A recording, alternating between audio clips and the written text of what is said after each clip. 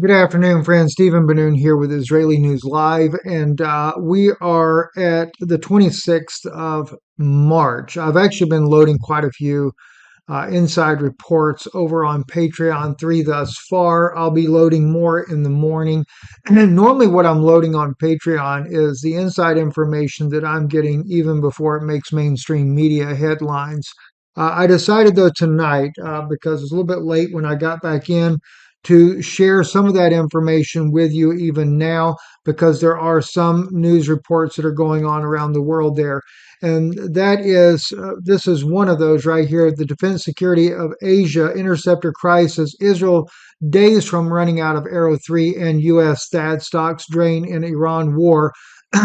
Rusi warns years needed to rebuild.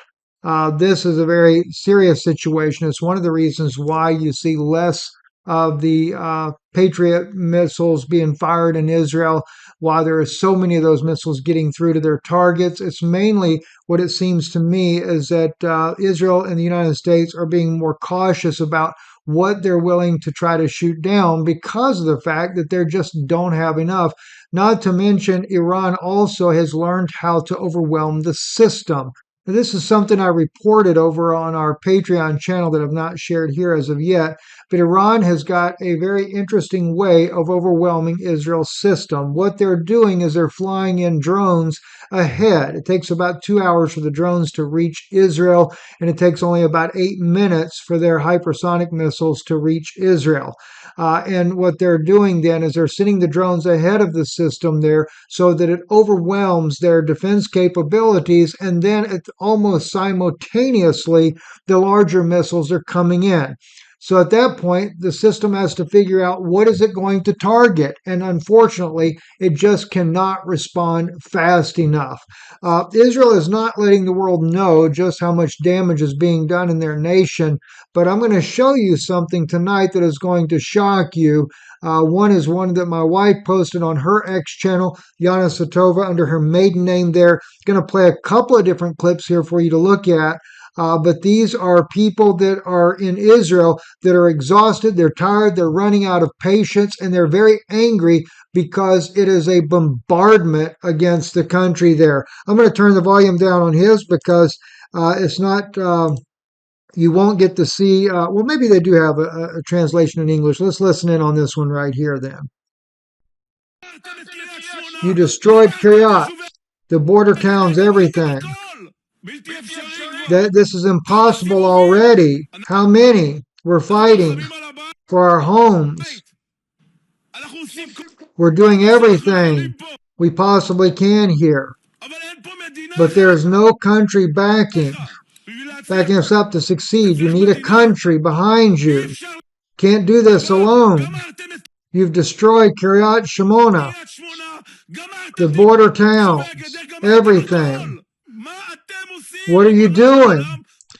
God, what are you doing?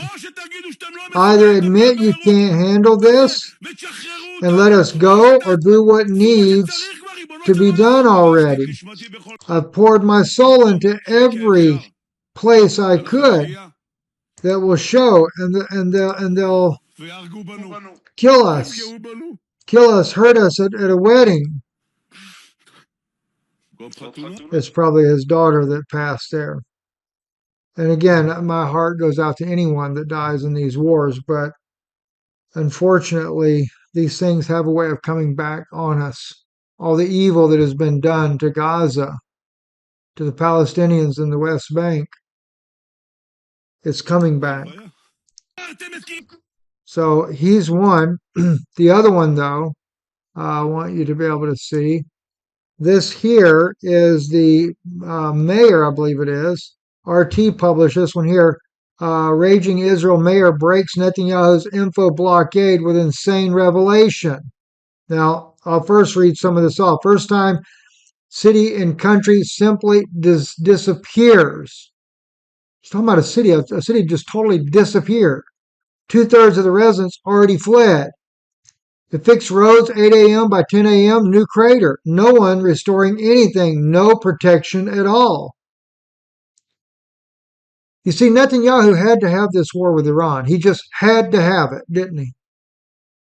He couldn't be happy without trying to kill a bunch of people, and the first thing they do is have the United States strike a school full of children, little girls, military commanders' children, 160 of them killed in a U.S.-led airstrike. That's one way to cause the Iranian people to really pull together. You thought you had a country teetering on destruction or nearly internal destruction inside, something you've been backing with Mossad. And granted, there are a lot of Iranians that wanted to be free from the Ayatollah. I get that. But they'll bind together now because all you're doing is killing anybody and everybody. Could care less what you're doing. Well, it's coming back on Israel as well. Listen to what the mayor has to say here. And I'll turn him down as well so that we can follow it. First, I want you to be able to hear just a little bit.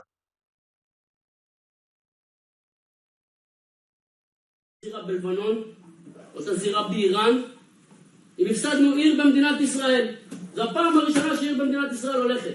10,000 תושבים היום בקריית שמונה. ואתם מצפים מהם עוד חודש או לא יודע כמה, אפילו איך אמר קודם, לא יודעים אפילו עוד כמה, להישאר במציאות העגומה הזו. I'm going to turn it down a moment here because I want to be able to read to you what he's saying. And I know you can see it, but I want you to see it. If we lost the city in the state of Israel, this is the first time a city in the state of Israel is going. 10,000 residents left Kiryat Shmona today. And you expect them to stay another month? Or however long? As you said yourself just now, not even know how much longer to stay in this miserable reality. Do you think they'll stay? If they were evacuated, they started coming back. Short memory. They remembered the pool. Not having to run to a shelter every 10 minutes with explosions every second. That's what brought 16,000 back. And if you expect that in another month, then 10,000 who remain will become 10 people. Those who simply can't leave because they already hear the explosions every day. They keep telling me this is Hezbollah's victory. If we evacuate, Hezbollah will say it won. Regardless of what his victory is, there will be no city left in the state of Israel. Whether we evacuate or not, that's not my consideration. If I have 4,700 apartments with no proper shelter, no shelter at all, what kind of victory is that? You didn't provide them with protection, and now in the moment of truth, you'll protect them? If you can't get them out of danger, you don't send a soldier into battle without the right equipment. So why put a civilian on the front line without protection? That's the minimum. That's the ABCs of what state owes its citizens. You failed at that most basic thing. I have a 2-year-old, a 5-year-old. He actually said it was hard. I don't need to take her out for 2 hours of activity, and I pray every time in this path, and this is how much our lives are worth to you. Does any of you know what it's like? A missile with 0 seconds warning? With children at home, with disabled people, with elderly, how do you expect? And by the way, what he's talking about there is because Iran has destroyed all their early warning systems.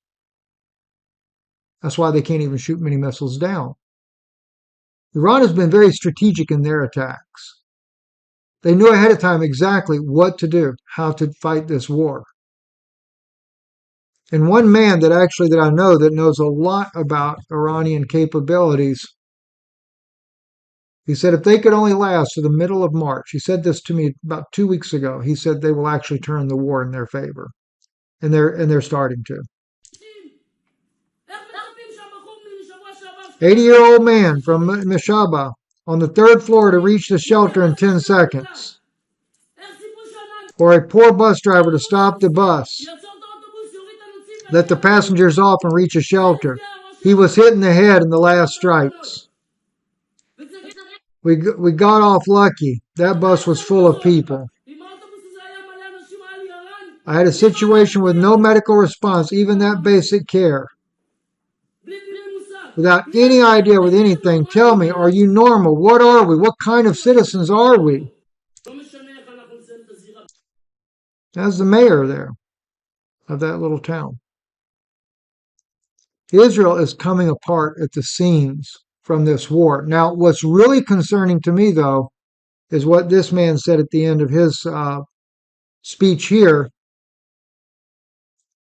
When are you going to really do something about it? He's talking about using nuclear weapons. That's just my opinion anyway. He's talking about using nuclear weapons. Um, let's move on. Israeli chief of staff warns that Israeli forces are on course to collapse. That's the Cradle media.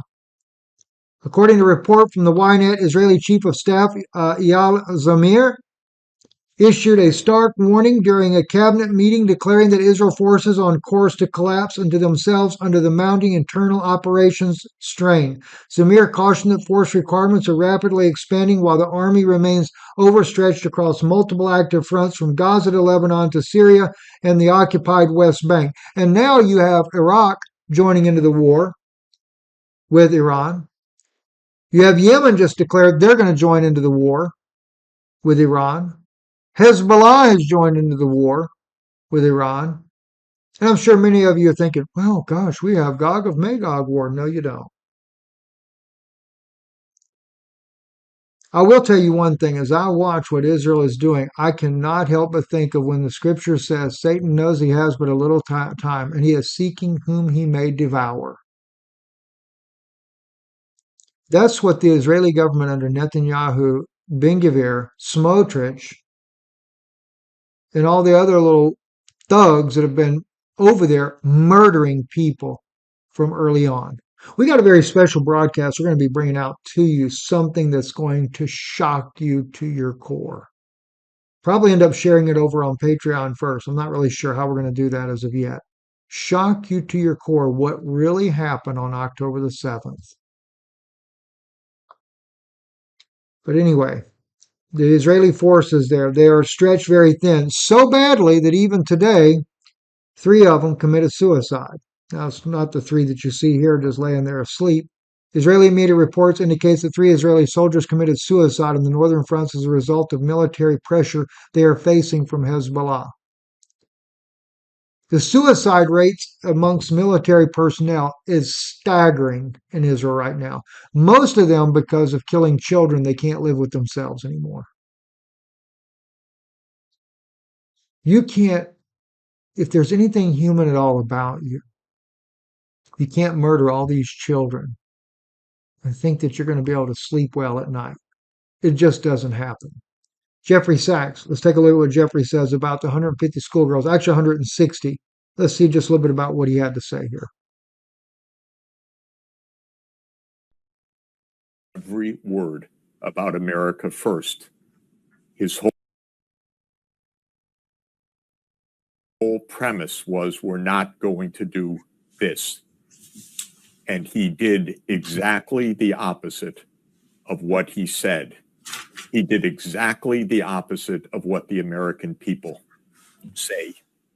Of course, Congress is dead for all intents and purposes. Doesn't matter whether it's Johnson or Schumer, they're useless, these people. They're all in the Zionist lobby payroll. They have squandered our wealth. They have squandered our strength. They have diverted our attention from our elevators and our escalators and our roads and our power grid and all the things that make life viable for us, our housing stock, everything, to divert our trillions of dollars to this madness that is underway right now.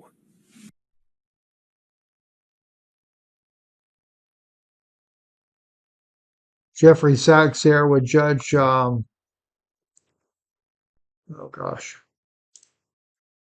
Andrew Napolitano. I'll get it right here in a minute. Moving on to some other things here I wanted to bring up to you. This was interesting. Kuwait, they had little mishap. They shot down 3 planes with our missiles. That's what President Trump had to say. Listen to him. Listen to what he says here, and then I'm going to tell you the truth. Qatar took a hit, a pretty bad hit. Qatar's very close. They're essentially, you can walk right over the border. Qatar took a hit. They've been great. They've been very strong. Kuwait, they had a little mishap. They shot down 3 planes with our missiles. They happen to be our planes, but the pilots made it. Can you imagine the pilots making it? The pilots saw what was coming, and they said, those are Patriots. We're not going to escape Patriots, and they got out of there pretty quick, Pete, right? Pretty amazing that they got out. The 3 pilots lived. They're fine. In fact, yes, the pilots did escape out of that. But what is happening now, this is something I released over on Patreon that has not been revealed to the public. And that is Iran now has portable mobile launchers. launching new attack. Let me find the right one. This may be able to do it on. There's actually several of these that I have. They have Iran is busy trying to break these portable missile systems that they can launch now, and they're able to take out our aircraft. Special technology they got from Russia. And the thing is, though, as I was told, this I'll just tell you directly. Personal anti-aircraft launch guns from Russia, their success of late in shooting planes are thanks to those. You put them over your shoulder and use infrared for vision and targeting, and more importantly, they got the good ammunition for them. Apparently, more is coming. They've shot down over 100 drones, 17 American and Israeli warplanes have been shot down. And the thing about these missiles here, the planes do not see them coming. Normally, when a pilot has like in this case here, right here, right? Once they're locked onto, they're able to see that missile and they're able to avoid, trying to see if I can find the right one where I've got on this here. They're able to see these things coming and they're able to evade them. They're able to eject if they see, like Trump was saying about that one, they're able to eject. But the problem is they cannot eject because they're not seeing the missile coming. For some reason, these missiles are just not able to be seen. And they're having devastating accuracy on it. Putting American troops, Israeli forces as well, because of a couple of men that are bent on their narcissistic attitudes to make a war with Iran that was totally uncalled for. They're putting all of our Americans, servicemen, in harm's way as a result. And Iran is fighting for their lives. Their lives are at risk. Their children, their families, their people there. Lebanon as well. Israel just doesn't care. They just massacre anybody and everybody in every direction they go. Now, Earth Hippie has put out, Hezbollah has struck more than 50 Israeli tanks in just over 3 weeks. Yesterday alone, actually not tanks, but 21 Israeli Markava tanks, along with the three D9 bulldozers, 2 Humvees, and what has been called a tank massacre. But according to them, they've hit 50 of them. And we remember that they did have some high-tech weaponry. We found this out, several years back that they had some very advanced weaponry that they were using against tanks. I guess everybody forgot about that. Maybe some of those are the ones that we sold to, oddly enough, to Ukraine. Remember Zelensky? And then Zelensky on the black market sold it over to Turkey.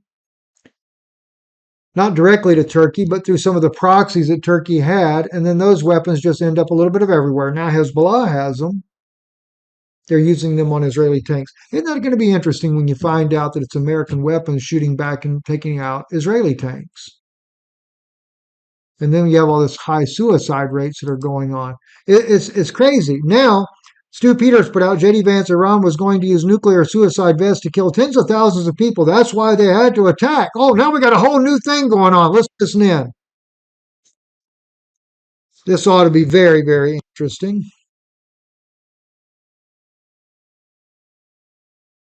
I think it's important the American people know options for what? And it's options to ensure that Iran never has a nuclear weapon. You talk about people who walk into a crowded supermarket and have a vest on, and they blow up the vest and a couple of people get killed, and that's a terrible tragedy. What happens when what's on the vest is not something that can kill a couple of people, but can kill many, many tens of thousands of people? That is the most important American national security objective that exists for any administration at any time, is you don't want the worst people in the world to have a nuclear weapon. That's why the president is doing this. That's why the I guess I got JD Vance back on Trump's side to make sure he's got his back covered. Good job, JD. You're doing a great job right there. You're sucking up to the president like a good old boy. By the way, I mentioned to Courtney today in a comment here. She's showing this is the area that Israelis bombed this morning. This is a river that is lined with restaurants where families spend time at. I really believe one of the main reasons why Israel went into Lebanon, besides just the fact that they think the Greater Yidnon plan, they're supposed to take over Lebanon, but I think it's also to take over the waterways there. Israel, knowing that Iran would probably target their desalination plants, wanted to get strategically control to all the rivers and stuff that are coming out of southern Lebanon and drive the people out so that that water will flow into Israel to give to their own people. That's just my opinion. I shared that with Courtney to maybe see if she could look into that. And then last but not least, let me pay, and I don't know if this is AI or not that does this, but nonetheless, I still appreciate Marjorie Taylor Greene. And this is interesting because the Democrats, and I'm not Democrat or Republican, but as crazy as the Republicans are acting right now, we need to see fresh faces. We need to see, whether Democrat or Republican, somebody that doesn't take APAC money. Listen to what Marjorie has to say here in closing. District that includes Mar-a-Lago flipped to the Democrats, Trump's own backyard, the zip code where he eats dinner, the neighborhood where world leaders come to kiss his ring, and a Democrat walked in and took it. Her name is Emily Gregory, first-time candidate, fitness business owner, military spouse. She had never run for office before in her life. Trump endorsed her opponent, John Maples, personally. He posted about it on Truth Social. He even voted for Maples by mail. And Maples still lost. I told you the 2026 midterms were already gone for Republicans. Now even Mar-a-Lago agrees with me. Let me give you the numbers because they do not lie. Emily. I think that's the main point right there. Like I said, though, I kind of can't help but wonder if these are not AI generated, but, it's still very interesting to see. I'm Stephen Benoon. You're watching Israeli News Live. Be sure to subscribe over to our Patreon channel. As you can see all these biblical ones up here, I'm fixing to get into this two-bride doctrine. What a farce. What a lie straight out of hell. Two-bride doctrine there. Can't wait to share more inside information with you.